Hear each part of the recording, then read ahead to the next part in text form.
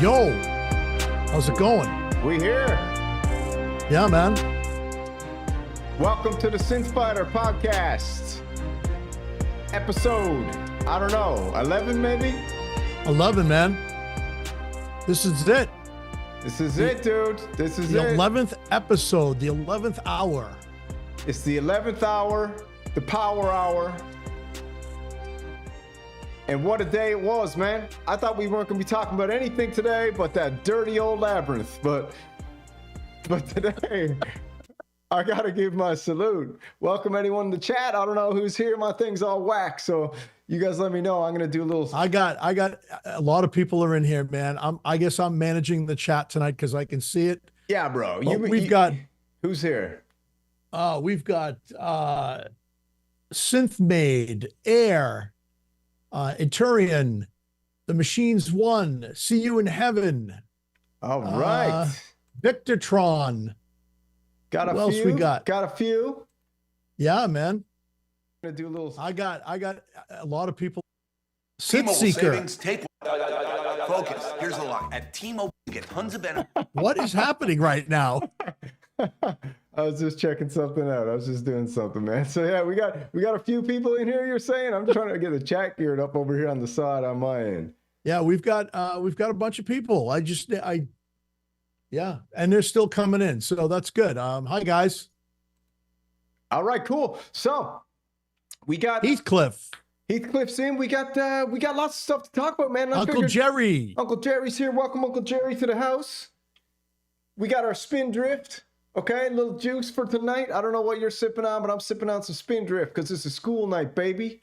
All right, what do you got? I got vitamin water. It's raspberry and dark chocolate. Do you know 50 Cent made that company? What? Vitamin water? Yeah, that's 50 Cent's company, my boy. Really? That's pretty cool. He made, I think he might have made $1 billion off of that company when he sold it to Coca-Cola. Okay, all Isn't right. that crazy? 50 cents cool. Hey, what do you think of this? Oh, look at that. So, I mean, I had to come in here hot tonight because, you know, even though I'm the unofficial spokesperson for the Behringer Bros, I gotta tip my hat to old Moog for an absolutely brutal Labyrinth release. But an absolutely fantastic, stellar, over the top, out of this world, and this is a non-synth mafia take on this whole thing. You know, this is a non. Let's get right into it, and we'll talk about everything as we go. But you need some more space. You gonna get that thing, man? You gonna pick that up or what? Well, let's talk about what we got going on. Let's talk about this because this is quite interesting and scary at the same time. All right, so I just switched over here to the. We're always updating the stream. We're always trying to bring you the highest quality experience in a visual podcast and also an audio podcast. So we're always just changing it up, switching it around. And we got a little thing worked out now where we can actually share some audio, watch some videos and stuff like that. So this is the Moog Muse from the website of Moog. They've released it today. I woke up. I didn't even know if you were awake, but I started spamming you right away. I think I spammed you and Synthpunk, and I just went everything I had. I gave it to you. You hit me 9 times, and on the 9th time, I heard my my thing go off, and I look at it and it says, "Dude, wake up!" Yeah. So I immediately got out of bed and I looked at it and I went, "Holy crap!" And then, dude, it was like a tsunami. It was like a tsunami. It just kept coming, man. And can I say one thing too, and ask the chat what they think about this one? Because I think I've watched every single Moog Muse video to date right now. I think I got them all covered. I think I watched them all, and I think I got a pretty good handle on. Did you end up seeing a nice few? I watched a lot of them. I skipped over a couple. I won't name names. Yeah. Because I just can't stand watching those people. Fair enough, man. But so I watched a lot of them. A lot of people skip over me, so it's all good. Well, same here, man. So no big deal. No ill feelings. No big just deal. Yeah. I don't. You're just I'm not not gonna. my cup of tea. Okay. Nope. What? I thought Daniel Fisher's was really done well. And what I like about Daniel Fisher is he experiments. Yeah. He does a lot of weird stuff, and just kind of pushes the envelope a little bit. It wasn't just running through presets. He was kind of pushing the envelope a little bit. There was another guy you sent me. I've never seen him before. I don't remember his name. Let me see if I can. See, there was another one too that I found was the opposite of the Daniel Fisher one, which was, I think his name was it Jamiroquai or something like that there? Yes. Okay, so yes, that was a total different experience than Fisher. Yeah. That was the two spectrums. That was two spectrums. And that man can play keyboards. Dude, that's I almost closed my channel. I was like, you know what? I'm done. I can't even. He was tearing it up, man. I can't represent this community properly with guys like that out there. That's when you know that's a pro, right? He's a pro in his delivery. He's a pro in his editing. He's a pro in his playing. He's a pro in his knowledge. There's levels to this thing, you know, I guess. Uncle Jerry said Heimbeck's was horrible.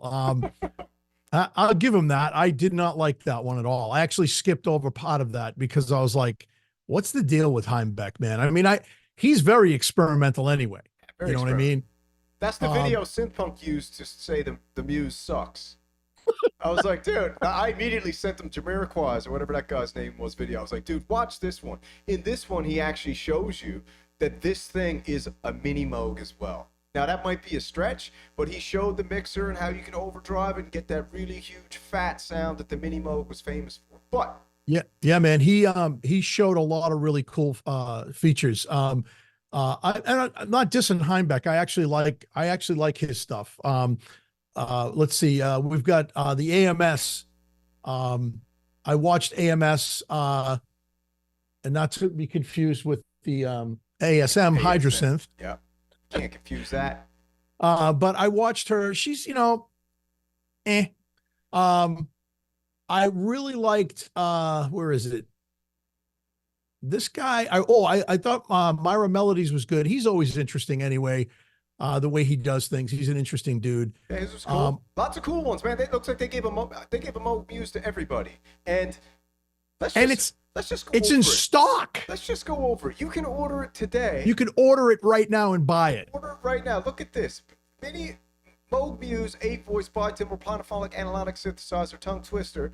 $3,499 in stock right now. Which I guess if you order it today, you'll get it by what? Monday or Saturday? There's only 6 left, dude. Is that what it says?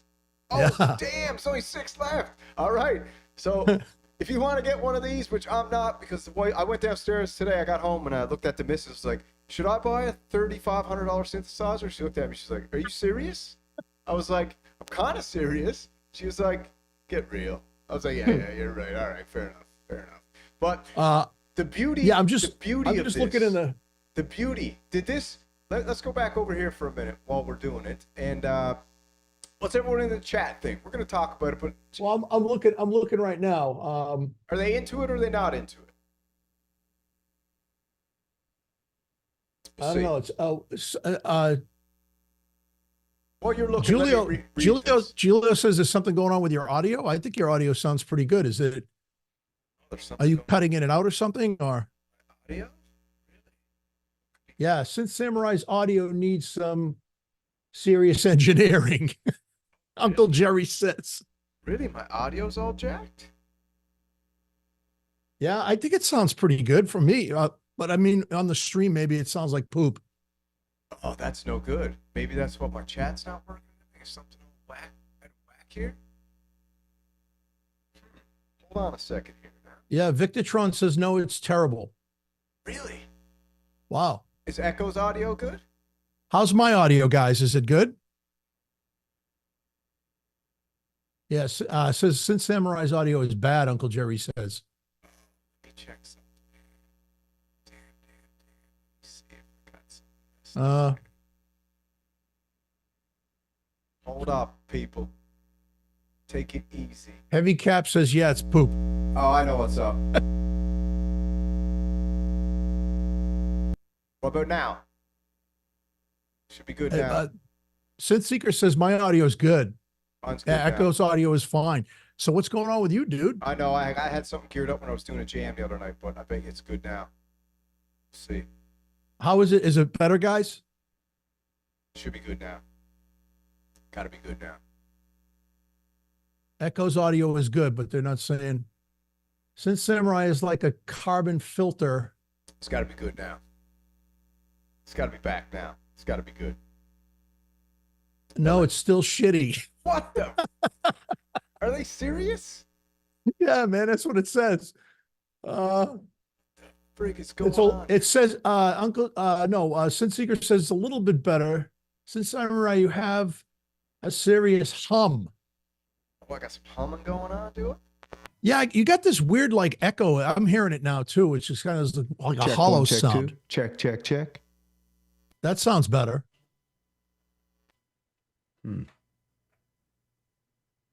Check, check, Yeah, check, check, check. Check. Oh, check. that sounds Check, that check, sounds good. Check one, check two, check two. Check one, check two. Mic check, mic check, mic check. I think we're good now, baby. I think we're good. How's that sound, guys? Is that better? I think we should be good now. I think we're back in business. Loud hum whenever Samurai talks. But I think I just fixed that now, so we'll see. Yep, it sounds Check one, like check two. a grounding Check, check, loop check. hum. Check one, check two. Perfect now, Victortron says. All right. Back Cool. in business. Back in business. All right, man. A little time out. Thanks for taking so long to tell me. Come on. Yeah, and thanks, guys, really. Because we don't know what it sounds like, because we hear what we hear in our headphones, but Yeah, because when I jam and everything, I don't turn the noise gate on and all that stuff. So it's all a bit, I got to turn all those filters and everything off when I'm jamming. So I had that. yeah, thing Uncle flicked on. Jerry says now we're cooking, and everybody's saying it's better. So that's awesome. Thanks, guys. All right. Appreciate it. All the best, everybody. Thanks for coming out tonight. I'll talk to you tomorrow, Echo. What? Okay. So we got the Moog Muse. This is what they're saying. Future of analog synthesis. Muse represents the culmination of over 5 years of dreams, designs, and passions from Moog's engineers and product team. This studio or performance centerpiece is driven by 8 analog voices, each with 2 voltage-controlled oscillators, a modulation oscillator, dual voltage control filters, and a stereo voltage control amplifier, all with a recognizable kinetic analog quality. All right? Some cool little artwork as Moog does. They like to keep it artsy-fartsy. What else we got? From historical inspiration, here she is. Here she is. Lisa Belladonna. Lisa. Muse combines discrete oscillators derived from the Mini Moog Voyager, a saturating mixer, dual transistor ladder filters, and a stereo discrete VCA inspired by the Moog modular circuits. This powerful analog foundation is paired with forward-thinking digital controls, including a 64-step sequencer with sequence chaining, parameter recording, probabilistic editing, as well as powerful arpeggiator and chord memory, providing deep editing capabilities for generative behaviors and fuel musical expeditions. All right? So, pretty impressive little thing. Just on the surface, what came to your mind when you saw this thing? You like it? So the honest to God truth. So yeah. So you hit me up 9 times. So all of a sudden I started clicking on stuff. The first video obviously that we saw was Lisa Belladonna's. And I was like, and it was like this weird thing, like this bell thing or going in the background, and she was just playing like a chord over it, or a pad over it, I should say. Yeah. And I was kind of like, You poo-pooed it. I was like, how dare you? Well, well, I was like, I don't know, man. Like, I need more. Yeah. It's a beautiful looking synthesizer, I thought to myself, and then I also thought to myself, I said, oh, here we go. Is this going to be another, another one of those things where, hey, we're rolling it out, but it's not done yet. It's still in the works. Yeah. You know what? I think they did that on purpose. Lisa Belladonna did that video, and then they didn't start the avalanche till a little bit later. So I was like, I remember I even sent it to Synthpunk, and he was like, that's it.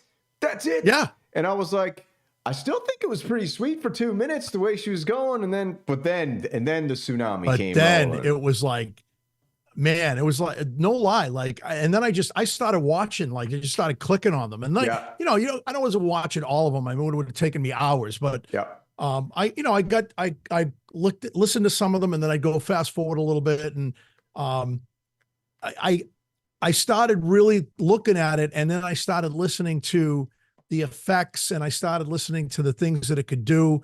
The layout of it, I thought was very interesting. I think I commented to you that I love the idea of the oscillator, and the mixer section kind of looks like a cat. It's got the but cat then vibe. it's got the cat vibe, but then it's got the old school CS80 vibe. yeah, memory Moog vibe. So I was kind of digging it. I'm like, all right, you know, and then when I started reading about the digital technology that was involved in it, I said, okay, so Moog has finally came around. Yep. And they're I think this should have been the Moog 1. That's seems just like me. This is what everybody's saying. Yeah. You know? And you know me, man, I've been poo-pooing Moog for a while. Yeah. And you guys know that in the chat. You know, I've been kind of on a I hate Moog rant. Even though I respect Moog, I respect Bob Moog very highly. Do you think you think I've been the #1 Moog fan though? Come on, man. I've been cheering for Moog forever. I've been like, come on, Moog. You have been, but I think Synth Punk's been the Moog man. I think he's the one that's been, telling us to buy mini Moog and the Pro 3. I told him today, sell that hunk of junk mini Moog, get rid of that big hunk. Oh my God. One voice furniture, get rid of that. $5,000. You can pick up the Moog Muse. And I'm begging to say anything you can do with a mini Moog, you can do with a Moog Muse. I don't know though. That might be a stretch, but that's what I'm thinking right now. I think they did it. I think they're giving you everything, and I think they might be leaving room for you to turn that into a 16 voice. What do you think? Well, hold on. I want to read this. Uncle Jerry just said, amazing how some of us can hear a song and say that's definitely an ARP Omni. Yeah. Well, yeah. And that's a mini Moog bass. Yeah. And that's true. Like I'm a lot like that. Like I was picking stuff up. You got the ears in Kumite, you're picking it up. Yeah. You know what I mean? Like, there are some of us that can do that. Then there's some of us that can't. And I'll be honest with you, sometimes I can't, but getting back to what you were saying, I really think that, if in music didn't come into the picture, I think Moog probably would have just fizzled out and been a memory Moog. No pun intended. Yeah, but it would have been a memory of Moog. Like the greatest synth company in the world finally just cashed it in. You think they're back on the map now? I think this synthesizer and the price that it's at is going to put Moog back in the game heavily. And a lot of people are going to be like, well, they tried doing that with the Labyrinth and the Subharmonicon and no. Nah, this even though this is super expensive, it puts you in the category of these. I don't know if you can see the screen here. So we got the Moog Muse for $3,500. We got the Behringer. Oh, didn't mean to throw that in there. Sorry. Then we got the Polybrute for $4,000, which I'm assuming Arturia is probably going to drop that to $37,000. And then we got the OBXA, $5,000. I mean, what are you going to do? You're going to get an 8 voice. Yeah, but I'll be honest with you. I don't think that the OBX8 now can touch the Moog. Not yet. I don't think so. I think the Moog is up there with the Polybrute. Yeah, and guess what? If Moog says we're going to do a Take 5 TE-05 style modle, they're going to cut right into their territory.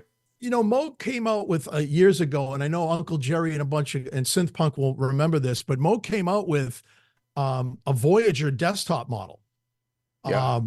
And if you go onto the Moog page, I guess they used to have it like in the when performers used to come and perform at Moog, they would have a rack of them behind them, and they were beautiful. I always wanted one, and they, because there was a desktop model of the Voyager, and I always wanted a Voyager. So I think if they come out with a desktop model of this, it'll really they'll blow people's minds. A desktop would be awesome. Desktop model coming in at like 2,800. I'll be honest with you, dude. Like I did a whole thing on, why is synth so expensive? A lot of people watched that video and they watched, the ones that, inexpensive gear as well. But I'm looking at this and what is it priced at? Would you say 3,500? $3,500 for the Moog Muse, man. I think that surprised everyone. Even this morning when it dropped, people were like, "Oh, 4,300. That's still too much. That's still too much." I said that. Yeah, that was you. And I was like, 4,300. I was like, that is too much. But then when they did 35, I was like, ooh, interesting play. Because it's right around the ballpark of the Polybrute. And being Moog who they are, and you know, they priced it a little bit higher. Yep. You know, because again, I always say this: Moog has to price things higher because of the name. And I'm not gonna, you know, I'm not gonna say. Do they deserve it? Fair enough. I don't think the Moog 1 was something that people. I think that was just. I'm sorry, but that was just a joke to me. I really, and I know a couple of people that have them.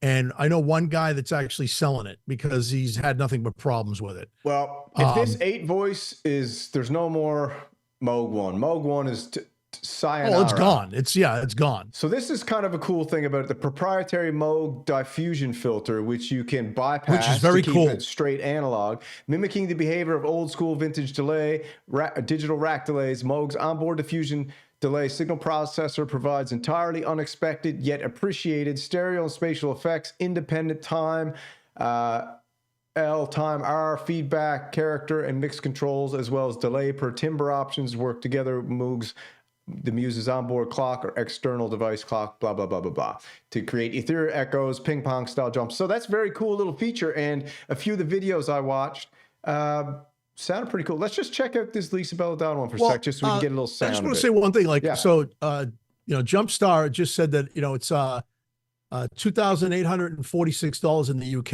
Okay.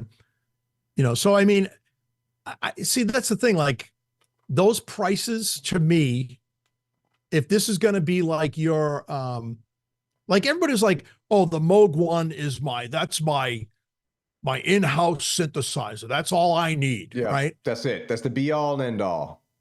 Was it? No. It was the end all to Moog. That's how I feel. I think Moog sunk their battleship when they came out with that. And granted, they came out with the Matriarch and you know, all that stuff. And those are great synthesizers. Don't get me wrong. I always like the Noir version of those. Oh yeah.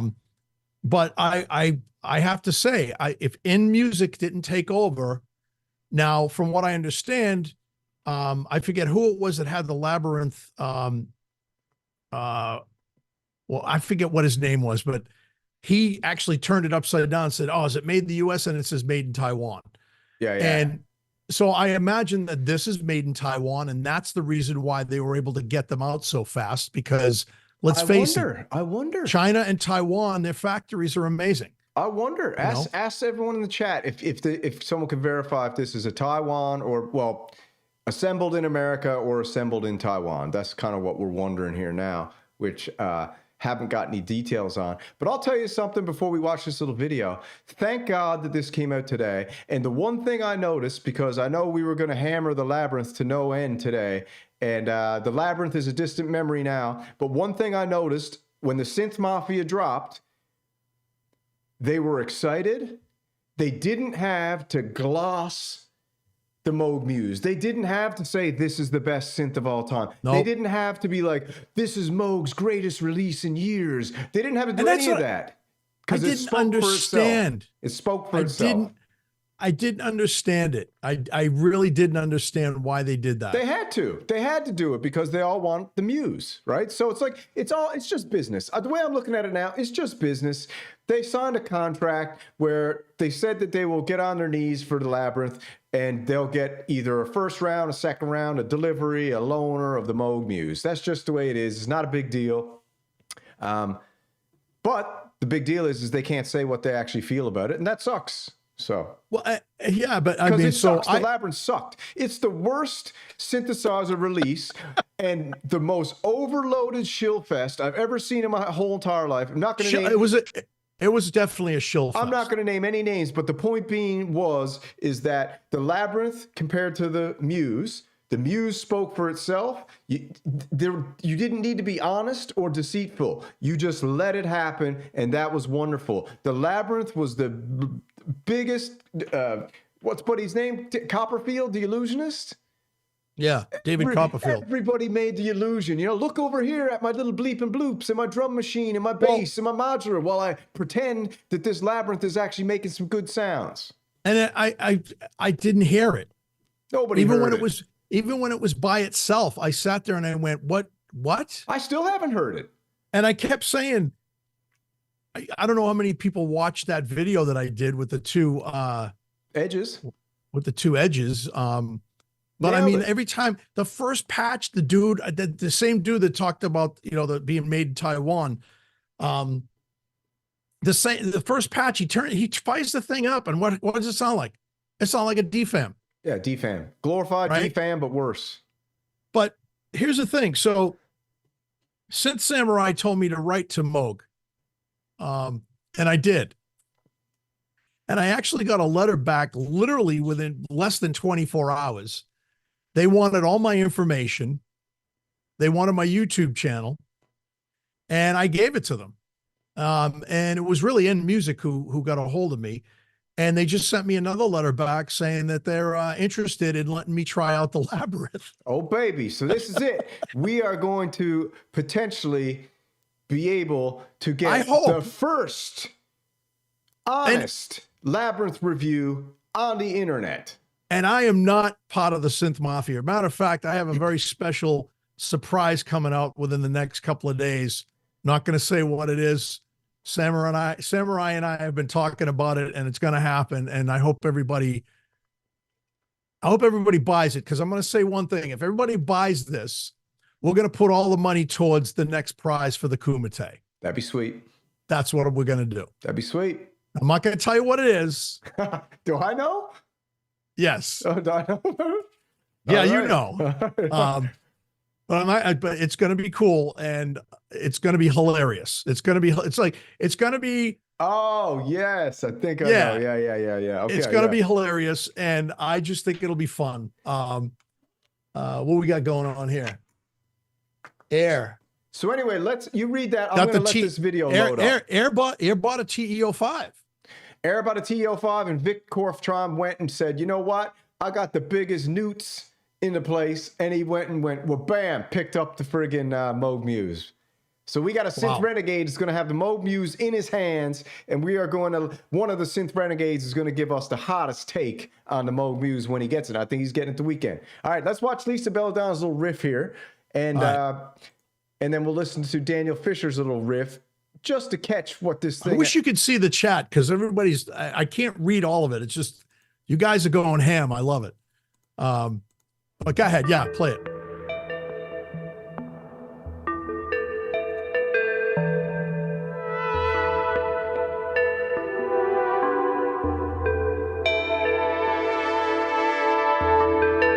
No, Air didn't get it. He didn't get a TE05. He got a Rev 2. Oh, yeah.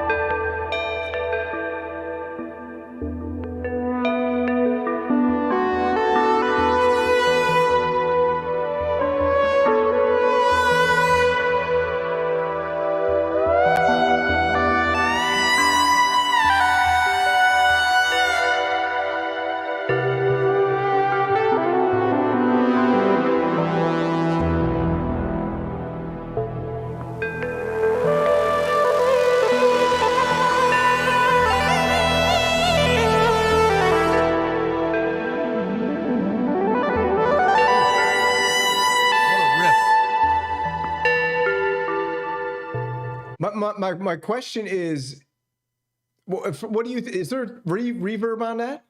Yeah. She's got Oh, this yeah, post effects on this right now. On the Muse? Yeah. I don't know. Is there built-in effects on the Muse? Yeah, there's the diffusion delay that said it can give it ethereal reverby effects, but So that must be it. but if that's the case, if this is just the Muse sound coming out here, that's pretty Well, breathtaking. It's bitimbral, right? So that bell sound that Oh you're hearing, yeah. she's holding it down with one hand down at the lower register. So I think that's the bell sound, and then she's just riffing over it with the because you can split the keyboard. All right, let's hear it So again. I think that's what she's doing. Let's go. It sounds amazing.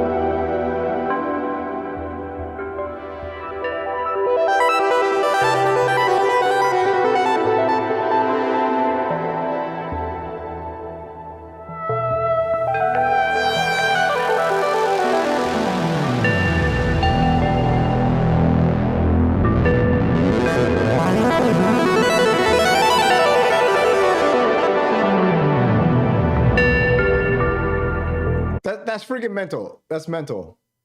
That's mental. That's mental. So I don't know. I don't know if is that all is there a backing track on that? All right, let's check this guy out. I want to see this one here. So this is the other. Hold on. Eric Blair 1948 says, nah, it's multi-tracked. I don't know, man. Maybe it could be. Maybe. All right, let's check this guy out. Even if it is, it sounds freaking ridiculous. Even if it is multi-track, fine. But you know the deal, man. Sometimes you just, well, I guess we'll hear it in a second, but let's check this out. This is the other guy off of the Moog website. So they had Lisa Belladonna and they had Misha Mansour. Yeah, this guy's awesome.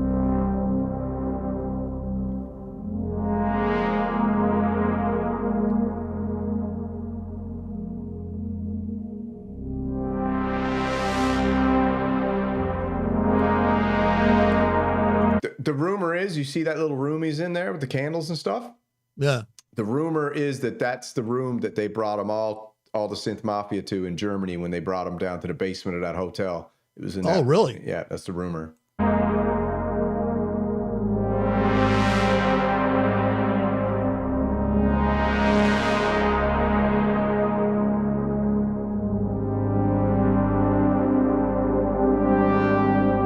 They all got to go into the room alone and sit down at the table with the Muse like that in the basement of that room that they did. Well, so they all I think they got an hour or something with it where they could go sit in the dungeon and play the keyboard after they signed the NDA. Yeah, because Robbie had said something about that on Sonic State today. He kind of spilled the beans on that because a lot of people were saying, oh, it's just a rumor that never happened. Well, it did happen. Oh, it happened. Yeah. Like I said, it's not a secret anymore, I don't think, right? Like, I mean, the boss openly admit it. They openly admit it tongue in cheek, so I don't know what the big secret is. No big deal. All right, let's keep going.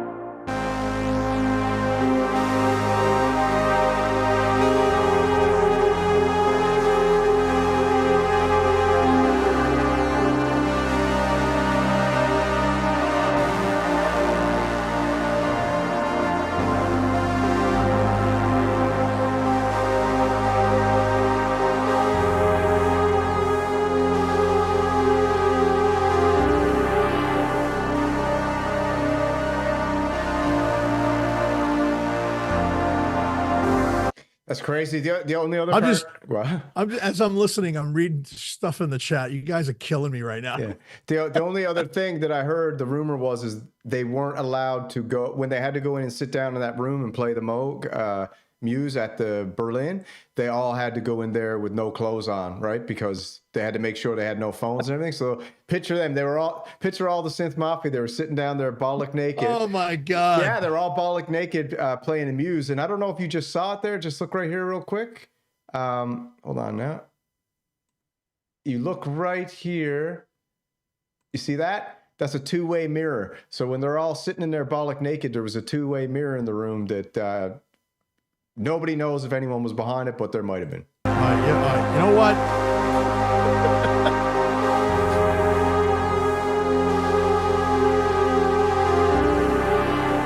All right, that's enough, Mr. Mansour, and let's do another. So what do you think of that so far? It's pretty freaking breathtaking, isn't it? You're gonna get it, aren't you? Dude, you're gonna get it. I don't know. Is this one giving you more gas than the Polybrute 12? Yeah. Why? What is it got that's why is this giving you more gas than the Polybrute 12? It's a Moog. It sounds like a Moog. It sounds pretty nuts. Yeah. I like I said, if there is any Moog synthesizer, the only one that I ever really wanted was a Voyager. Mm-hmm. I had, like I said, I had three Moog pieces, all, mono, but this, I'm just like blown away, dude. I really am. I could listen to that all day is the thing, right? I could listen to that. Somebody said it sounds like a Prophet 12. Maybe. Yeah. I mean, the Prophet 12's great. Trust me, sequential's amazing shit, but this is epic, man.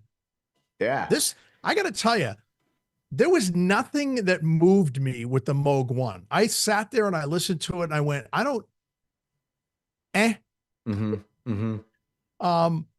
this just is where synthesis should be. A poly synthesizer should be today. That's analog with the digital functionality.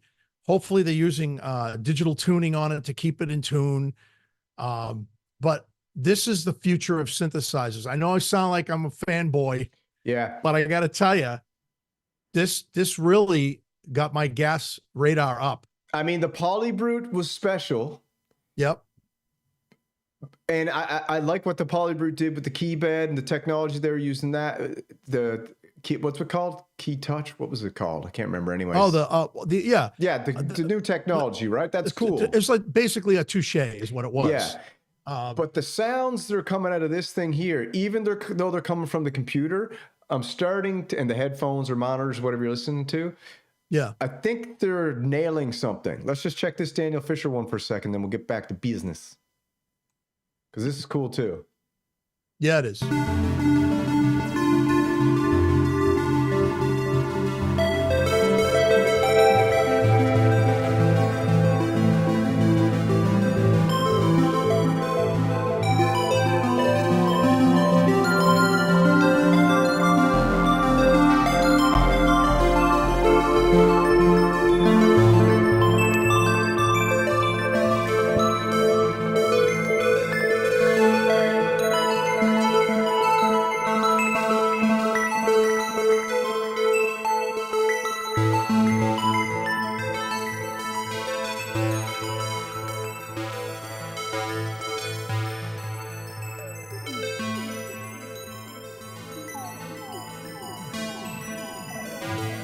Big time performance synth too, man. Like this is.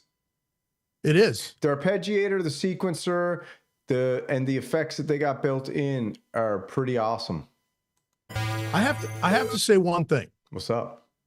So there's a synthesizer that's in my studio right now that has totally impressed the shit out of me. And I didn't think it would. And I think it's Hans Volt that's probably going to yell at me. I know what it is. But I have to say the Hydra synth, I played the Hydra synth today, and I also did a video because I bought some new lights and blah, blah, blah. And I did this video to show off the lights, but I said, hey, I'm going to play the Hydra synth. And I was really impressed of what that could do. And that's when you said it's really a performance synthesizer.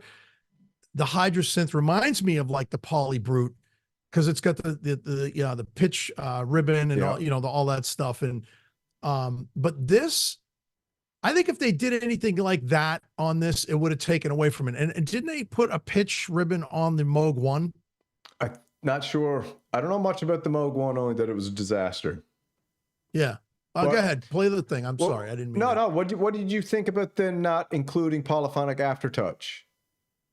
Do you think it even matters, or do you think it's something that pretty much is standard on all new synths, or what do you think? I think, Rich had said something about being too expensive and it would have jacked the price up even more. But then I had responded to that. I don't know if Sonic State liked what I said, but what you said? I said, well, the Osmos is poly aftertouch, and it was only $1,700. So was the $1,700 the poly aftertouch, or was the whole keyboard in general with the synthesizer, the digital synth that was in it? And again, the Hydra has poly aftertouch. Yeah, the Korg key stage MIDI controllers got poly aftertouch now. And let's not forget, you know, the UBX. The UBX is Behringer. got the after, and I know that ASM license out their Poly AT to whoever wants it. I'm just, is that something that can be upgraded in a firmware, or is that just when it's No, there? it's a key there? bed. So that's the key bed. It's there, right? Yeah, it's the key bed. That's part of the key bed. But it's still got aftertouch, channel and velocity aftertouch, which is cool. Yeah, which is cool. You know, I mean, it is what it is. Like I think it was Richard saying, you can't have it all. And they designed something that has a lot of cool things, man. It's got a lot of cool features. Yeah. And the other thing too is, you know, you have to understand too, like, you know, do you need it to be MPE? You know what I'm saying? Because I mean, when you think about what this synth does and what it is, does it need poly aftertouch? Does it need to be MPE driven? Does it need any of that stuff? I personally don't think it does. I'm almost thinking the channel aftertouch is enough on this because there's so much that seems to be going on. There's a lot going on. There's a lot. Like, I mean, there's a lot going. Let's just listen to this for another quick sec just to see what's going on.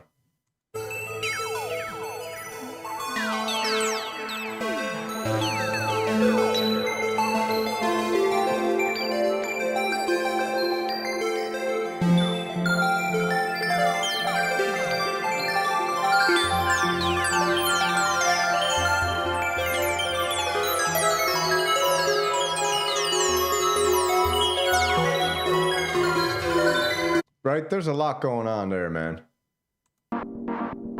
Yeah, Hans Volt just asked me to, he wants to see me program the Hydrasynth live. Okay. What do you mean? Like do a patch from scratch, you mean? Yeah. So I said, okay, you're on. Yeah, do it. I think I got a video where I programmed it, but to the basic. I think I just took it out of the box and made a patch out of nowhere, and the patch was awesome. It was cool. That's one thing I do like easy. about the Hydrasynth is you just hit initialize on the on the front panel, and boom, you got an initial patch. The Hydrasynth interface is legendary, especially it is. Especially when you can take something this complicated and deep out of the box and really figure it out real quick for something this crazy. I think it's pretty impressive. That's just me though. That's no, just me. absolutely, dude. You need to get the Moog Muse because that's a perfect pairing with your Hydrasynth. Come on, man. I think you got to get it, dude. You got to get it. So what do you think? You think I should sell the Rev 2? Yeah, I do. I kind of do. Oh. I kind of feel like the Rev 2 is played out. It's had its moment, and you can probably get it's a great synth, but man, it's a great feeling key bed, man. It really, that's why it's my main, it's also my MIDI controller. It's just, you got 16 or 8 voice? 16. I bought the card later on and I put it in myself. I don't know. What does everyone think? Is it a noble trade to trade out the Rev 2? But would you be happy with the Moog Muse? Hans Volt said he hated programming the Hydra. That was his biggest gripe. That's really interesting, man, because I thought the Hydra is real simple to program. I'm wondering if ask Hans, because I'm wondering if Hans likes a lot of knob per function, old school Soviet style stuff, where I guess there's a lot of screen time with the Hydrasynth. Not like crazy, but you know, you got to change the screens, and then all the macro knobs switch with the screen, which to me is very easy. But yeah, I mean, it's laid out really nice. I don't know, Hans Volt, sir. Would you prefer a Muse? Just throwing it out at you. Over a Hydra? Yeah. I mean, no, Tommy G says no, keep the Rev 2 and also get the Muse. Yeah. I mean, I think, I don't know, dude. I don't got anything worth any money to trade up to be able to get this thing. Well, see, here's the thing is I don't want to really sell anything. So right now I have a $2,000 bill hanging over my head for buying the Hydra and the I know. What do you call it? I'm the Mini Freak. Noir is gonna buy. I hope to God that Moog sent Noir one of these. I really, really hope I do, and I have a sneaking suspicion due to body language that he might have had the Muse. I don't know, because he was also saying that he was thinking about selling his Polybrute or his. I remember that, and I'm like, huh. Now, why would you sell something like that? And then I'm like, maybe it's because you got something like this. So I really hope that Moog sent him one, because I'd love to watch a demo. But if they didn't send him one, there's no way Noir is not going to be able to get this baby. I don't think. And Tommy G says, I've never sold a synth I have bought. And that's kudos to you, brother. You know what I mean? Me neither, but I'm only a synth baby. So I've sold a bunch of stuff. Yeah. I've got stuff in my closet that I want to get rid of. I'll sell you my MPC3. I don't want that. You sure? I'll even upgrade the firmware. I really know. I would rather shoot myself in the face. I just. Oh, dude, come on, man. Because listen, I just did. Sunito sent me another package. They sent me the what do you call it? The P16. Yeah. So it's 16 pads and it's got some knobs on it. And I did a video on it today and I put it up. I don't know if anybody saw it, but I said at the end of the video, I said I really appreciate Sunito sending me this stuff. Mm-hmm. But this isn't in my wheelhouse, dude. I'm not a pad player. Yeah. You know what I mean? If I'm going to play pads, it's going to be with drumsticks on that kit. Yeah. Fair enough. I just don't get it. I forget what's the guy's name. Do you want to try it? I'll loan it to you to try. No, just so I you don't. Can see how crazy it is. No, I'm telling you, I'd quit being a musician if that was the only thing I had to play. All right, so listen, so get back to the Muse here. Let's do it real quick. So the Muse, out of aesthetically, out of 10, what do you give it? I'm going to give it a 12. 12 out of 10 aesthetically? I got to go over 10 too. I'm going to go 11 aesthetically. I think it's they knocked it out of the park. Like you said, I love the CS80 style. I love the Juno-esque. I love the cat sliders. Someone said they're from one of the old Moog synths. What was it, from the Rogue or something? Or one of the old Moog synthesizers had those sliders? I don't know, but I don't remember that. Aesthetically, it's gorgeous. What about first impressions, sound demos out of 10?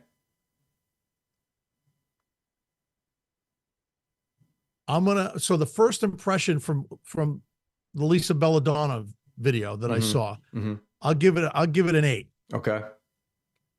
Watching it again, I'm going to give it a 9. It gets better when you watch it the second time, doesn't it? Yes, it does. But watching all the other videos, I'm going to give it past the 10 because I got a chance to see the capabilities of the synthesizer and also how just rich it sounds. It just sounds really rich and full. There's no thinness about this at all.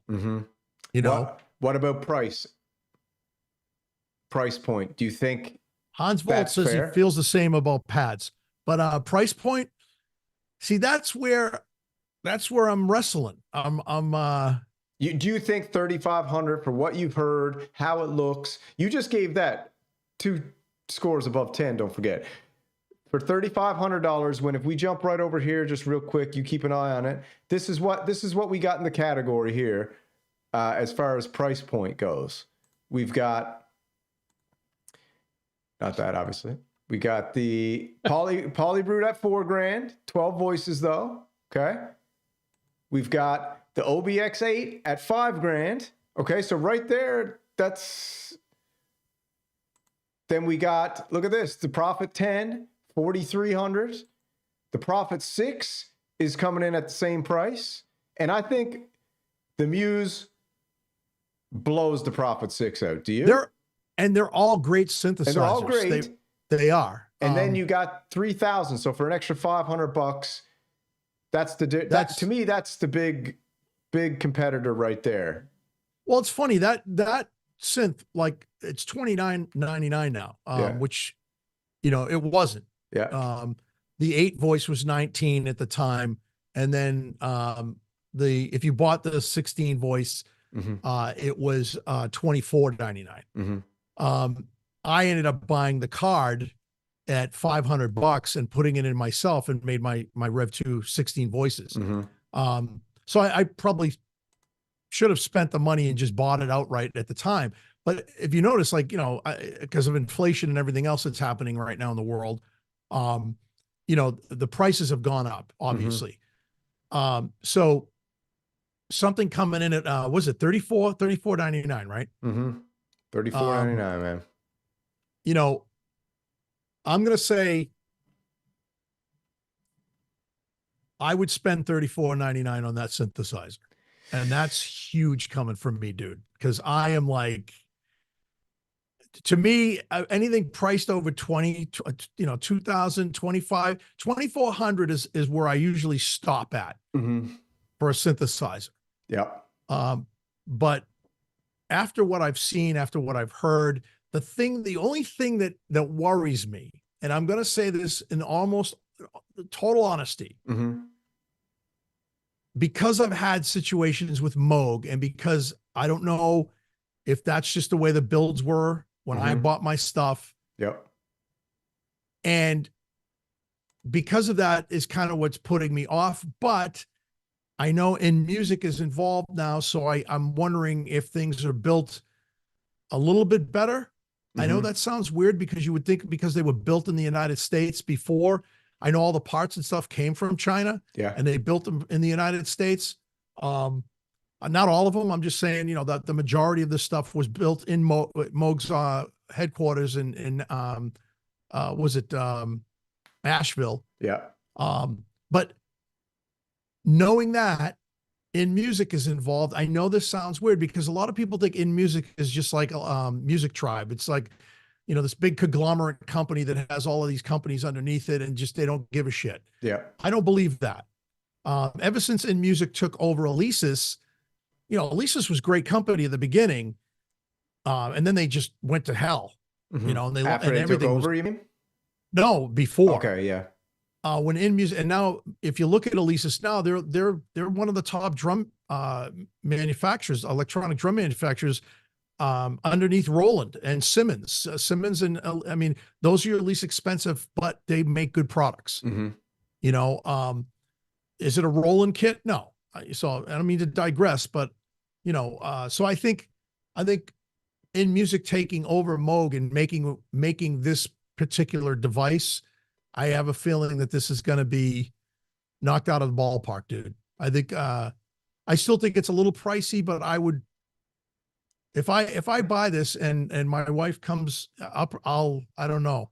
Dude, you have to do, I think, I'll tell you what, the fact, also a real cool thing, like if we look at the whole rollout from beginning to end of this thing, everybody kind of got caught up.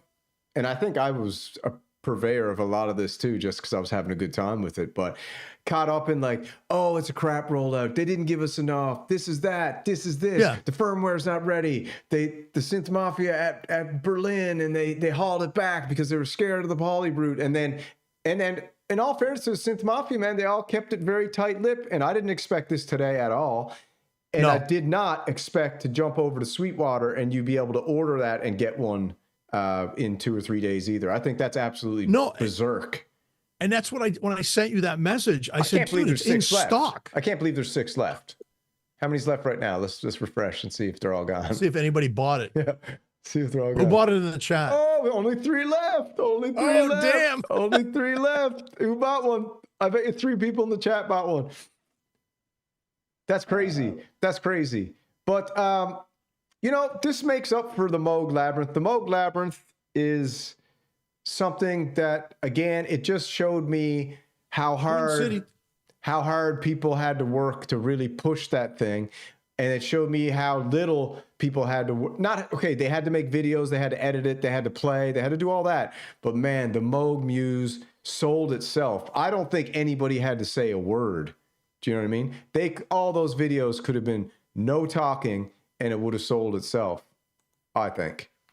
Well, Twin Cities Oxygen says people are paying for the name, and I still kind of agree with that. Synth Seeker says, do you think it's a compatible product, a competitive product? They'll sell unless they have issues once. It's going to be interesting. The firmware is going to be interesting, and the tuning is the gorilla that's hung over the back of Moog Polyphonic. So like you said, let's hope that Akai and InMusic married their digital ability to keep this frigger in tune. And if they can do that and the firmware is legit, I think this will be a success. I mean, And I'm really sticking to my guns with that. I really think that InMusic is the one. Now the rollout, getting back to what you just said too, the rollout, I don't know who was in control at that time. Obviously Moog still held the reins. So they were trying to do stuff. And I think that's why InMusic stepped in and said, what the frig are you guys doing? You know, maybe I'm wrong. But I really think Moog still had, because they had their foot in the door and they were like, hey, we're going to do this. And you guys, you know, we're Moog and you got to listen to us. And we're going to, and I think InMusic just kind of pulled the plug and said, no, it's not ready. You guys are going to screw us and screw yourselves. And that's what it looked like. And then when they rolled out the Labyrinth, I was kind of like, like, what are you doing? You know, they just got the Labyrinth and the Spectravox out. I think that there was, they looked at it, they were like, all right, fellas, like you said, they came in and were like, get that stuff out the market, get it out there. You know, it's just sitting around, get those out, get them sold so we can like get this train rolling, because we want to get this Moog Muse really well, because pumping. the Labyrinth, from what I understand, was already designed and built way before InMusic stepped in.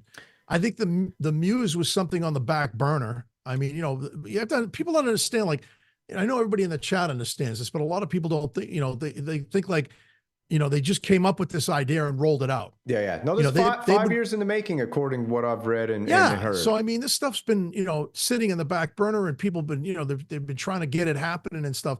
And I really do think, like you said, that InMusic probably stepped in with Akai and all the other companies, just like, that's what I, you know, people don't understand about Behringer with Music Tribe. There's a bunch of people involved in designing stuff for Behringer. You know, it's not just, you know, Uli, you know. So do you think that this Uli's just a figurehead, man? Yeah, he's just the Elon Musk of synthesizers, right? Do you think that this is, can we say that this is the last synthesizer under the Moog banner? You know, this is the last. And going forward, so it's kind of this transition synthesizer, right? It's like it's a Moog and it's an InMusic, or is this an all Moog product? No. What do you think? I think this is InMusic Moog. This is InMusic Moog's first synth together. This is their first. Yep. This is their first synth. They rolled it out. They did the right thing by doing the right thing, because the way it was rolled out before, and this whole like underground, you know, cloak and dagger bullshit. You know, we're going to show you what it's like, but we're not going to, you know, and then we're going to tease everybody. And then we're going to, dude, Mike Dean, that whole debacle, you know, Mike Dean's sitting there in his studio playing this thing. And then it was like, they just pulled a rug from underneath it and said, what are you doing? And that's why I really think InMusic stepped in and said, what the frig are you guys doing? Yeah. You know, and you know, Mike Dean. This synth was made for Mike Dean. Wait till Mike Dean puts out his video for this. Mike Dean wasn't the guy demoing it. He should have been, though. So maybe there's a thing that they don't want to associate with that stuff. I don't know. It's interesting. It'll be interesting to see who gets the second tranche of because this, what do they call this? I heard a term today on Sonic State. This is the day one, 0 day rollout, people. So like, I remember Nick Bat said, I didn't really want to be on day one because I got too much stuff going on, right? So I'll probably get one later on. But the day oneers, who's going to be like, that's a lot of Moog muses. Do you think they just circled it around, or they gave everybody one? I mean, we had talked about this before. Like, I remember, I think it might've been Noir that had said it once in one of his videos that he, or might have been Nick Bat, but they get like, they'll send out like a couple to some people, and then they tell those people, hey, send it to this guy. I don't know if they did that with this, only because it was already in the friggin' stores. Yeah, I know. You know, when they drop these videos, you could just go on to Sweetwater and Tolman and buy them. Yep. So like, I know, it's crazy. Guitar Center, I didn't even look. Guitar Center actually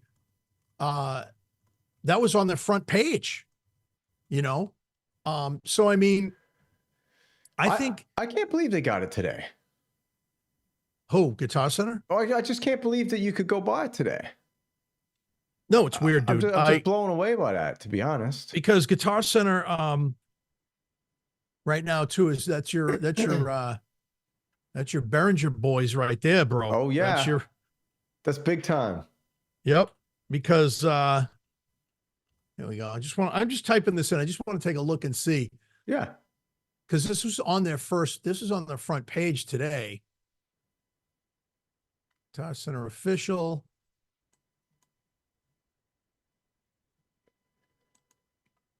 What do they got? They got it on there? It's not on the front page now, but it was when I got the ad today. Let's see. I mean, yeah, there it is. New arrival. So they got it at Guitar Center too? I'm going to click on it. Let's see. Interesting, man. Interesting stuff. It's interesting. Holy crap, bro. What? They got one in Boston. Do they? At the Guitar Center in Boston? Yep. We're doing a road trip. All right. We got to go try that out, man. Get some video of it. The Moog Muse. Here's the deal. Here's the deal. It says in stock pickup in Boston. If we go there and we try it, if you like it, you got to buy it. That's the deal. Come on, man. If you walk out there with a Moog Muse, dude. I got a Guitar Center card. I don't think I have that much on the card. I don't think I can actually do that. You're going to buy it. Synth Punk's going to buy it. And David Lovering. 3 of you guys are going to get it. I know it because you guys can't resist. Synth Seeker said he's going to race us there. Oh, is he going to? Dude, it's at Guitar Center in stock right now in Boston. Oh, shit. He says I'm closer. Oh, man. Get in there and try it out. All right, Synth Seeker, get there and try it out the weekend. Yeah, man. Take some videos. Yeah. But we're definitely, because they're definitely going to have one on display because that's a flagship Guitar Center. But yeah, man, I'll tell you what, I got to get this, I guess. I don't know how I'm going to get it. I think I got to get it, dude. I might take the TE05. So TE05 is what, 1,500? So 1,500, if 2 TE05s, man, that's a long mountain to climb for me to get that. Like, I don't know how I could get it, but I don't know. We'll see. We'll see. Listen to the basic analog sounds before the filter sweeps. All right, hold on. I got the basic analog sounds right here. Let me pull them up. Hans Volt saying, "Shut up or put up. Put up or shut up." That's what he's saying to me. I mean, does Hans Volt know how many things I got pre-ordered right now? He would absolutely be shocked.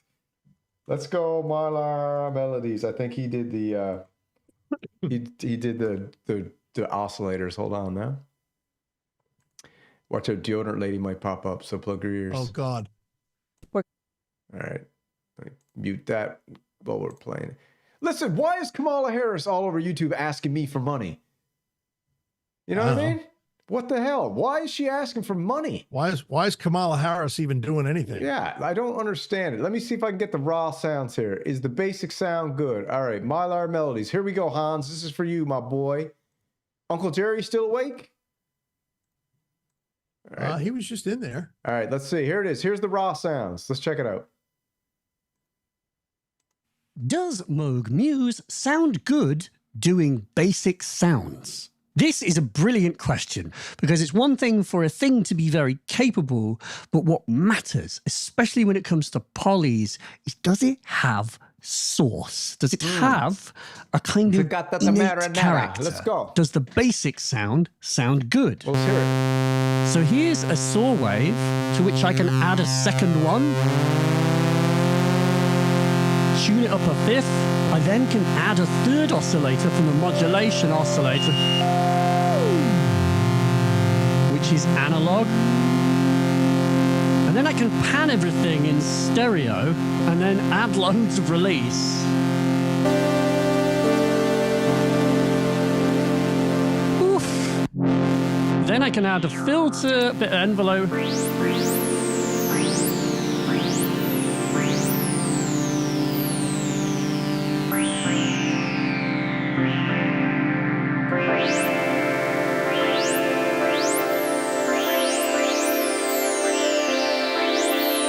I love the stereo possibilities that are in this. But then there's a really important basic characteristic, which is overload. All right, so that sounds pretty good to me. But let's check. Go on. Hang on one second. I'm just looking. So, Smoddy 1970. He keeps saying no filter sweeps, and then I don't really know what you mean by that, dude. Because you also kept saying, listen to. Let me just go back. Mm-hmm. He was also saying, no filter sweep. He wants to hear it without a filter sweep, is what he's saying. Yeah, he's. I want to know what you mean by that. Yeah. It says listen to the basic analog sounds before filter sweeps. So yeah, I get what you're saying now. I kind of know what you mean. Yeah, you just want to listen to the raw sound of the. Yeah, I mean that makes sense. Let's hear when he overdrives it, because this is what they said that gives it that mini Moog-esque sound. The fact that you can overdrive it through the mixer. Yeah, he says why doesn't he plays the filter with the knob? Why doesn't he? I don't. Tell him to jar it over to Mylar Melody's video and ask him in the comments. That turned up, then the mixer is actually quite clean with everything pulled up. But if we turn up overload, it will drive. Oh.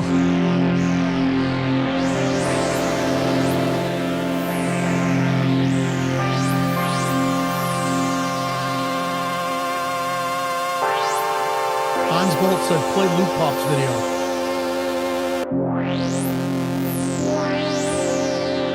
He wants to try loop pops? I want to check out the effects, though. Hold on. What do you say? Cliff says sweep the leg.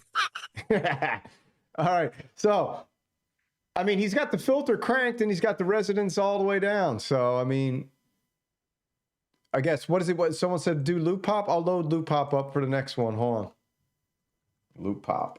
Why? Because loop pop does the super raw sounds. Is that what everyone wants to hear? Yeah, that's one thing that Loop Pop does. Like he starts right from the basics. All right, let's join up. Be careful, deodorant lady might join us. Hold on. Gotta make sure she don't kick in. Oh, not deodorant lady. It's pods today. Hold on. I ain't moving. Get out of town. All right. So loop pop. So do you want to hear the raw sounds for loop pop? Then I want to check out Mylar Melody's effects, and then we'll wrap it up. All right. So let's go. So here's loop pop. What do we want to do? The raw sounds? Where is it? Overview? No. IO build? No. Oscillator 1 and 2? Is that what they want? Yeah, I gotta be right.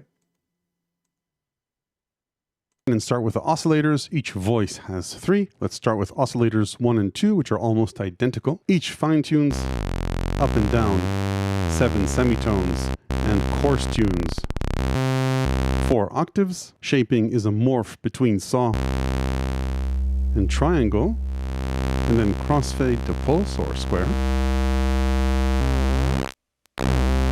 These controls are interesting because I like the variable waveforms and how they can just cross. Yeah, that's cool. You morph, say, from a saw to a square, or from a triangle to a square, or to a thin pulse. You can, of course, modulate pulse width, either using a direct connection from the mod oscillator or using the mod matrix, making a direct connection. It's pretty easy. And you can then, of course, crossfade from either a triangle to PWM or saw to PWM. That's big, man. Then cross-mod options are sync from oscillator 1 to 2. So let's listen to oscillator 2. I'll lower the octave of oscillator 1. And this does what you expect oscillator sync to do. You can, of course, modulate the pitch of oscillator 2. Then you've got cross oscillator FM, either from 2 to 1 or from 1 to 2, or both if you want. And the mod depth is determined here. And let's try triangle wave shapes. So the wave shape matters, the ratio between the oscillators. Yeah, so, I mean, that's pretty gigantic, isn't it? Yeah. Dude, all right, listen to a couple more seconds. Matters. All right, let's check out the filter real quick, and then, is that what they want to hear, the filter suite? Yeah. All right, here's a filter suite. On down the signal chain, we've got 2 24 dB per octave classic low-pass ladder filters, one of which can also be in high-pass mode. Let's take a listen. Without resonance. Queamy. With a bit increasing resonance. reduces the bass, as you'd expect. With ladder filters, the filters will self-oscillate.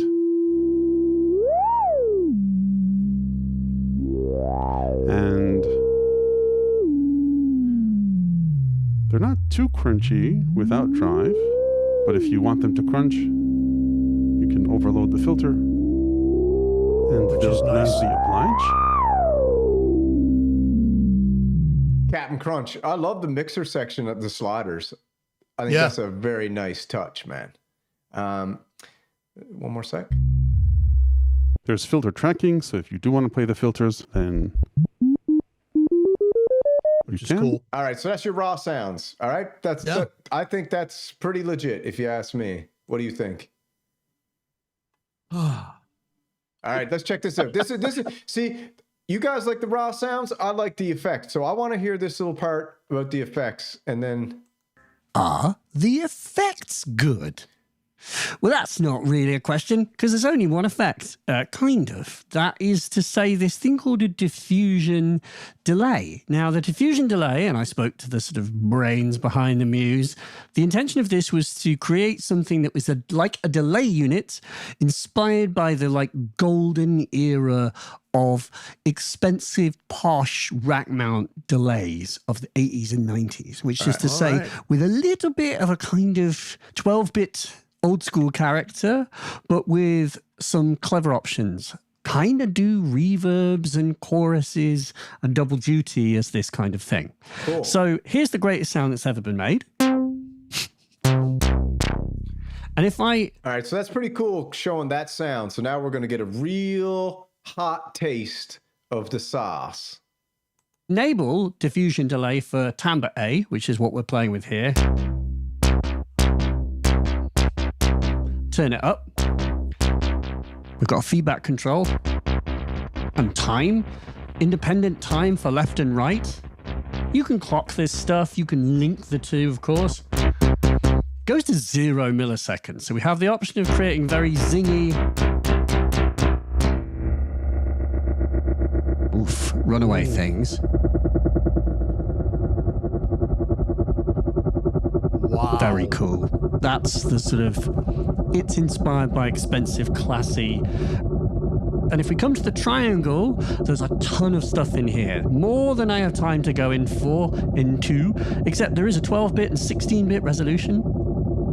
Bit cleaner, bit grittier. Let's go grittier. You've got ping pong. You can choose how the delays, do they do that dive bombing pitch thing, or do they just smoothly crossfade without changing pitch?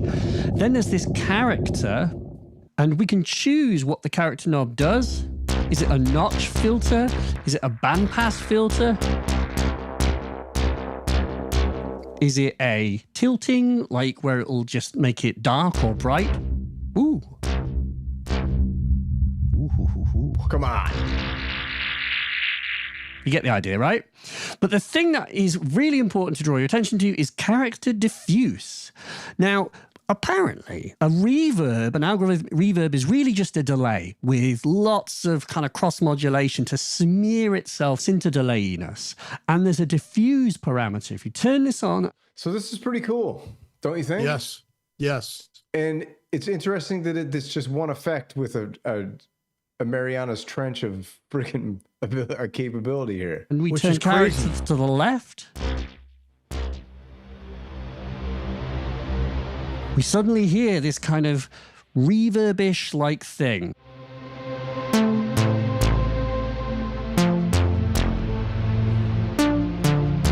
Wow, that's really interesting.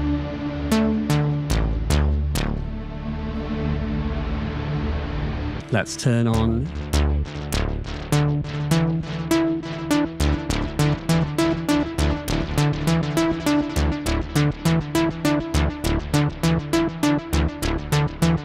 And then let's have trippy.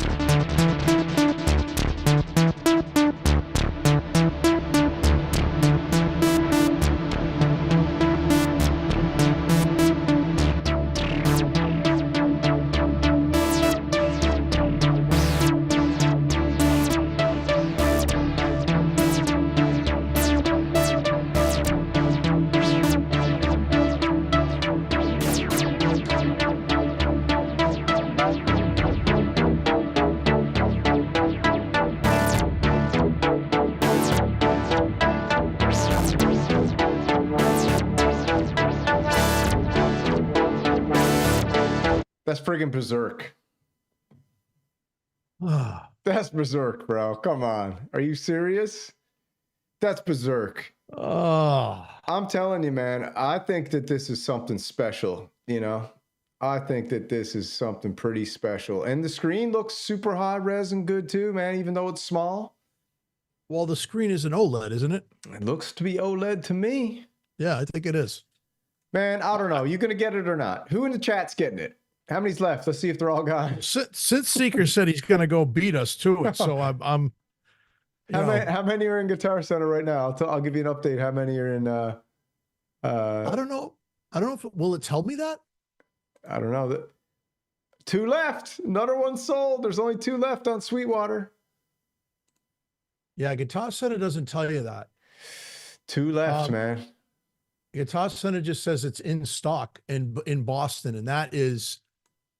I was shocked when I saw that. I was like, "Are you kidding me right now?" 2 left. I want to see if it's. You gonna Let me order see it? if it's near the store where I live. Let me see. You Hold gonna on. order it? 2 left, man. I bet you Synthpunk bought one. $100 says he bought one. Where's he at? Synthpunk's Oh, gone to bed. He's gone to bed. He can't handle it because the Moog Muse sounded too good just there. He had to go to bed before he bought it. Let's see. I'll have a chat to Synthpunk tomorrow, maybe. Nope, they don't have it in my store. So it is in Boston. That's a good thing. Well, I'll So, tell you what, man. I think today, overall, a pretty good day. I think that I don't know how anybody could not be happy with that. I mean, you could have suggestions, but price, looks, sound, capability. I don't know how you can't be just smitten with that thing. Viral Beats says Portland has them in stock. Oh, tell him to get down there and play one. He said, I'm gonna. He says, I'm gonna. Hey, Go check it out. Does Noir got one? Ask Viral if Noir got one. Viral, did Noir get one? I guess he could hear me too. Yeah, he can hear you. I'm getting it. I'm getting it somehow. I don't know how I'm going to get it, but I got to get it. I got to get it.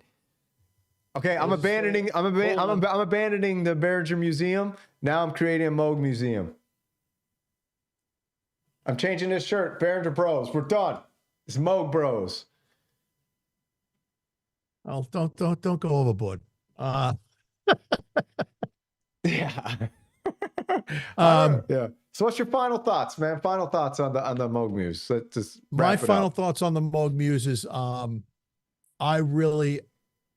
Richard C just pledged you $5.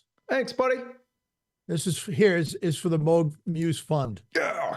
We got $5. That's awesome. We got $5 for the Moog Muse. Let's go. $5. We only need $3,494 to go. Let's get that Moog Muse. Let's see. Yeah, I don't know, man. My final thoughts on it are it's amazing, and I'm really taken back. I really am. I'm very, very, very impressed. Moog's gotta back. pay off. Moog's back. I gotta pay. Moog's back. Moog's And back, I- Bobby. They're not letting it go yet, Bobby, baby.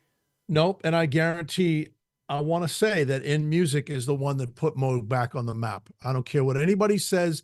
People can argue that fact with me, but if In Music didn't pick them up, If If In somebody Music didn't didn't- pick them up, that Moog Muse would have come in at around $7,500, or they would have just fizzled out and or died. not made it. Yeah.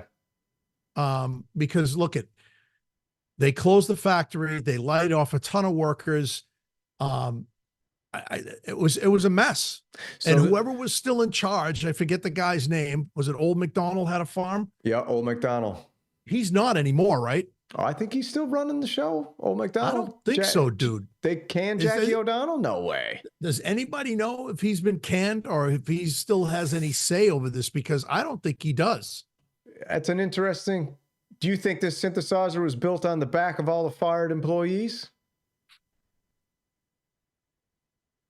I don't know.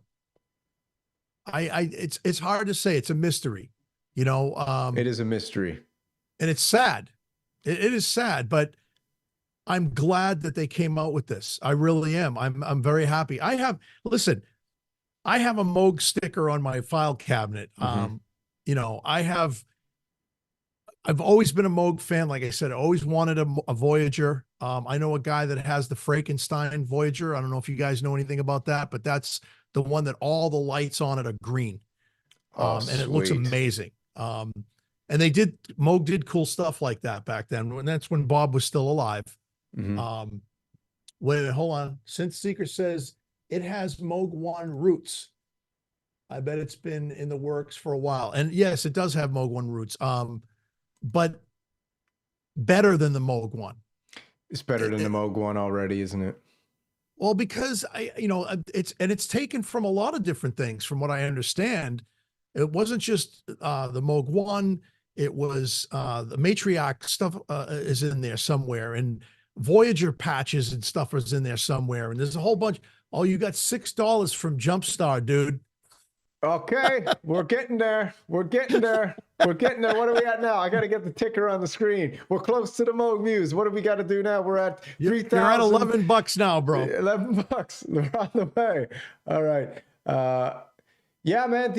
Like it said about the Moog Muse. Let's just click this here real quick. What they made it from. Says, yeah, the Jade Voyager. Amazing. It was amazing. That's what it was called. Yeah, I know some people called it the Frankenstein, but it was beautiful.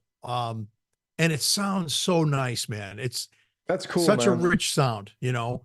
But I'm really blown away that I'm happy, because I was poo-pooing Moog real bad a couple of weeks ago. You know that. I also heard that the sequencer and the arpeggiator are a lot deeper than one might expect, just from hearing that it has an arpeggiator and a sequencer. So, well, before Synth Punk left, he said that the sequencer was garbage. Oh, did he? Yeah. And he only says that, I know, because he loves the Pro 3 sequencer, which the Pro 3 sequencer is very advanced. He didn't say it was garbage. He said it was old school. It was old style. Yeah, there's no way he watched enough videos today to know that. I'll guarantee you that. Because I was talking to him all day and he was working, and then he got home and the only Moog Muse video he watched was the Heimbach one. And I don't think he knows what the sequencer is all about in this thing. And I don't think I do. And I heard Andrew Huang does a good breakdown of the sequencer. Of all the things he did, they said he did a good breakdown of the sequencer, I think, in the arpeggiator. All right, maybe I'll watch him. So as far as that one goes, check that one out. It's good. But I'm pretty happy today. I'm happy that we got to talk about this. I'm excited. I've been saying that I hope Moog can rise from the ashes like the Phoenix. And I think this synthesizer is something to be really proud of, to be honest with you. And I'm going to be honest, man. You know, I know lots of people swear by the Matriarch. They swear by the, what was the other one? There was the Matriarch, the Grandmother. Granted, those are, one of them was duophonic. The Matriarch was duophonic, right? I think so. I don't think the Grandmother was. No, Grandmother's monophonic. Yeah. But I mean, this just knocks it out of the park. It's a beautiful flagship synth. I think they can really take this now, and if they build on this. Holy shit, dude. What's up? Byron Hadley just donated $20. So you got $20. All right, we're getting closer and closer to the Moog Muse. $31, bro. Dude, 31. All right, how much we got to go? You know, you got to keep track of the math. I can't keep track of the math. All right, so we're getting closer and closer to the Moog Muse. It might take 40, 50 years, but we will get a hold of that beast. At the minimum, let's go check it out at Guitar Center. Yes.